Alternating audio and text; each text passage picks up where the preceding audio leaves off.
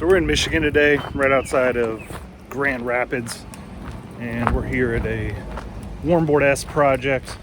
It is right on the side of the lake, and as you can see, it's all decked out already. This is actually going to be the first floor of the house.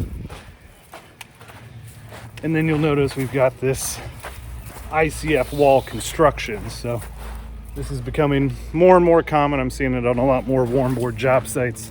But ICF, it's insulated concrete forms.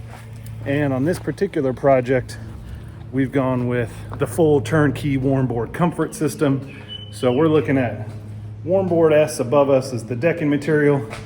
And then down here in this walkout basement, we've actually got tubing in the slab at 9 inches on center. You can see the writing on the underside of the Warmboard-S panel. Here's some scrap pieces so you can actually see we do the writing on the back of the panel. So that way if you're drilling through from the underside, you know where these grooves are.